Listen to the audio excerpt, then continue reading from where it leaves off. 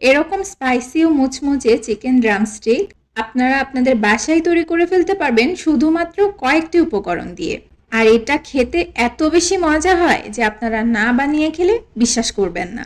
বাচ্চাদের তো ভীষণ পছন্দের একটা খাবার। আমরা যদি এটা বাইরে গিয়ে খেতে যাই তাহলে দেখা যায় যে পকেট থেকে অনেকটা টাকা বের হয়ে যায়। সেক্ষেত্রে বাসায় বানিয়ে নেওয়াটাই সবচেয়ে বেশি ভালো হয়। তাহলে চলুন আর দেরি না করি এটা কিভাবে বানানো যায় সেটা দেখে নিই। ড্রামস্টিক তৈরির জন্য আমি এখানে 6 টুকরো মুরগির লেগ পিস নিয়েছি। এবার এগুলো সেদ্ধ করে নিতে হবে। এর জন্য চুলায় একটি হাঁড়ি বসিয়ে লেগ পিসগুলো এতে দিয়ে দিয়েছি। সেই সাথে দিচ্ছি 4টি লবঙ্গ, আরও দিচ্ছি 2টো তেজপাতা, একটু মাঝ বরাবর ছিঁড়ে দিয়েছি। লবণ দিচ্ছি 1/2 চা চামচ, আদা রসুন বাটা দিচ্ছি 1 চা চামচ, সেই সাথে দিচ্ছি 1.5 কাপ পানি। এবার ঢাকনা দিয়ে ঢেকে মিডিয়াম হাই হিটে চিকেনগুলোকে সেদ্ধ করে নিতে হবে। এগুলো এমনভাবে সেদ্ধ করতে হবে যাতে করে চিকেনগুলো খুব ভালোভাবে সেদ্ধ হয়ে যায় আর এর মধ্যে কোনো অতিরিক্ত পানিও অবশিষ্ট না থাকে। আর খেয়াল রাখতে হবে এগুলো নিচ থেকে যেন পুড়ে না যায়। সেদ্ধ করা হয়ে গেছে, এবার এগুলোকে কিছুটা ঠান্ডা করে নিতে হবে। চিকেনগুলো যখন ঠান্ডা হয়ে যাবে তখন তেজপাতা আর লবঙ্গগুলো ফেলে দিয়ে হাড্ডি থেকে মাংসটা ছাড়িয়ে নিতে হবে। আর এই হাড্ডিগুলোকে আলাদা করে রেখে দিতে হবে। এগুলো কিন্তু ফেলে দিতে যাবেন না, কারণ এই হাড়গুলো দিয়েই পরবর্তীতে ড্রামস্টিকের শেপ দিতে হবে। মাংসের সাথে যে এই ধরনের চিকন হাড্ডি থাকে সেগুলোকে ফেলে দিতে হবে। হাড় থেকে সবটুকু মাংস আমি খুব ভালোভাবে ছাড়িয়ে নিয়েছি। এবার এই মাংসগুলোকে চপ করে নিতে হবে। এর জন্য একটি চপারের ভিতরে মাংসগুলো দিয়ে দিচ্ছি। এই কাজটা আমি চপারের সাহায্যেই করছি, তবে আপনারা চাইলে ছুরি কিংবা কাঁটা চামচের সাহায্যে আস্তে আস্তে এই কাজটি করে নিতে পারেন। চপ করে নেওয়ার পর এটা দেখতে ঠিক এমনটা হয়েছে। সবটা মাংস যখন চপ করে নেওয়া হয়ে গেছে তখন আমি এগুলোকে একটা মিক্সিং বোলে নিয়ে নিয়েছি। এবার এতে দিয়ে দিচ্ছি মাঝারি সাইজের একটি পেঁয়াজ কুচি, সেই সাথে দিচ্ছি 2টো কাঁচামরিচ কুচি। এরপর এক এক করে দিয়ে দিচ্ছি 2 টেবিল চামচ ধনিয়া পাতা কুচি, 1/2 চা চামচ ভাজা জিরার গুঁড়া, 1 চা চামচ ধনে গুঁড়া, 1/2 চা চামচ লাল মরিচের গুঁড়া, চিলি ফ্লেক্স 1 চা চামচ, স্বাদমতো লবণ,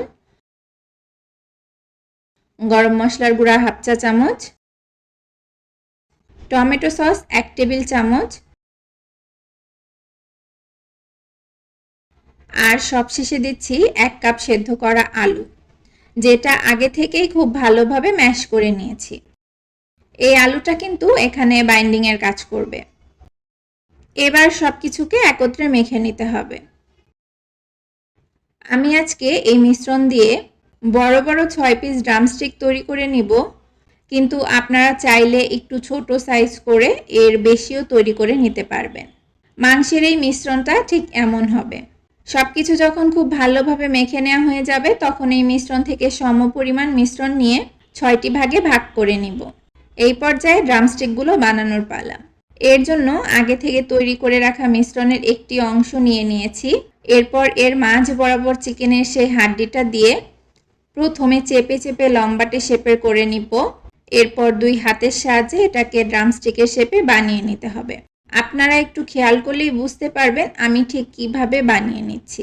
একটু ধৈর্য ধরে এই কাজটি করতে হবে আর একটু ভালোভাবে চাপ দিতে হবে যাতে করে হাড্ডির গায়ে এই মিশ্রণটা খুব ভালো মতো লেগে যায়। তা না হলে কিন্তু এটা খুলে যাওয়ার সম্ভাবনা থাকবে। ড্রামস্টিকটা দেখতে ঠিক এমনটা হবে। অফ ক্যামেরায় আমি বাকি ড্রামস্টিকগুলোও বানিয়ে নিয়েছি। এরপর 1 চিমটি পরিমাণ লবণ দিয়ে আমি একটি ডিম খুব ভালো মতো একটা কাঁটা চামচের সাহায্যে ফেটিয়ে নিচ্ছি। এবার এই চিকেনের পিসটাকে প্রথমে ময়দা দিয়ে কোট করে নিচ্ছি। যখন ভালোভাবে কোট করা হয়ে যাবে তখন এক্সট্রা যে ময়দাটা ড্রামস্টিকের গায়ে লেগেছিল সেটাকে ঝেড়ে ফেলে দিচ্ছি। এবার এই ড্রামস্টিকটাকে লবণ দিয়ে ফেটিয়ে রাখা ডিমের গোলায় চুবিয়ে নিব। ড্রামস্টিকের গায়ে যাতে খুব ভালোভাবে ডিমগুলো লেগে থাকে সেটা একটু খেয়াল রাখবেন। আর সবশেষে ব্রেড ক্রাম্পের মধ্যে ভালোভাবে গড়িয়ে নিব যাতে করে ড্রামস্টিকের কোনো অংশ ফাঁকা না থাকে। এই কাজটা একটু যত্ন সহকারে করবেন, কারণ ফাঁকা থেকে গেলে কিন্তু কোটিংটা ভালো হবে না। এরপর আবারও এটাকে ডিমের গুলায় চুবিয়ে নিব। এই কাজটা আমি 2 বারে করছি যাতে করে এটা অনেক বেশি ক্রিস্পি হয়। এরপর ব্রেড ক্রাম্ব দিয়ে খুব ভালোভাবে কোট করে নিতে হবে। আপনারাও চেষ্টা করবেন এই কাজটা 2 বারেই করার। 2 বার করে ডিম দিয়ে 2 বার করে ব্রেড ক্রাম্বে গড়িয়ে নিলে কিন্তু এই শেলটা অনেক বেশি ক্রিস্পি হয়। এই সেম প্রসেসেই আমি সবগুলো ড্রামস্টিক বানিয়ে নিয়েছি। এখন আপনারা যদি এই ড্রামস্টিকগুলোকে ফ্রোজেন করতে চান সেক্ষেত্রে একটা এয়ারটাইট বক্সে করে ফ্রিজে রেখে দিতে পারেন, প্রায় মাসখানেকের মতো ভালো থাকবে। এবার এই ড্রামস্টিকগুলোকে আমি ভেজে নিব। এর জন্য আমি একটা ছোট গর্তযুক্ত সসপ্যানে তেল গরম করতে দিয়েছি। এবার এই তেলটা কিছুটা গরম হয়ে গেলে ড্রামস্টিকগুলো এক এক করে দিয়ে দিচ্ছি। খুব বেশি গরম তেলে এগুলোকে দেয়া যাবে না, তাহলে কিন্তু খুব তাড়াতাড়ি পুড়ে যাবে। মিডিয়াম টু লো হিটের মাঝামাঝি রেখে ড্রামস্টিকগুলোকে ভেজে নিতে হবে। এক পাশ থেকে যখন হালকা কালার চলে এসেছে তখন আমি একটি চামচের সাহায্যে ঘুরিয়ে ঘুরিয়ে সব দিকটাতেই সমান কালার করে ভেজে নিতে হবে। আর চেষ্টা করবেন ডুবো তেলে এগুলো ভাজতে। এর জন্য যে কোনো ছোট সাইজের গর্তযুক্ত হাঁড়ি নেবেন, তাহলে অল্প তেলেও ডুবো ডুবো করে ভাজতে পারবেন। ড্রামস্টিকগুলো ভেজে নেওয়া হয়ে গেছে। এবার এগুলোকে একটা স্ট্রেনারের সাহায্যে তেল ঝরিয়ে তুলে নিচ্ছি। এটা ভেজে নিতে কিন্তু খুব বেশি একটা সময় লাগে না, 5 থেকে 7 মিনিটের মধ্যেই ভাজা হয়ে যায়। আর বাকিগুলোকেও ঠিক এভাবেই ভেজে নেব। এখন শুধু গরম গরম পরিবেশনের পালা। আপনারা বাসায় একবার এভাবে বানিয়ে আপনাদের বাচ্চাদের সামনে রেখে দেন, বাচ্চারা তো দেখেই খুশি হয়ে যাবে। আর এটা দেখতে যেমন সুন্দর লাগে, খেতে তার থেকেও বেশি মজা লাগে। তাহলে আর দেরি কেন, বিকেলের নাস্তায়, বাচ্চাদের টিফিনে কিংবা ইফতার টেবিলে আপনারা চটজলদি এই ড্রামস্টিকগুলো খুব সহজেই বানিয়ে নিতে পারবেন। আর বাহির থেকে চড়া দামে কিনে খেতে হবে না।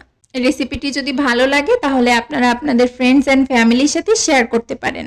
সেই সাথে আমার এই ছোট্ট চ্যানেলটি সাবস্ক্রাইব করার অনুরোধ রইল। আজ এই পর্যন্তই। সবাই ভালো থাকবেন, সুস্থ এবং নিরাপদে থাকবেন। আল্লাহ হাফেজ।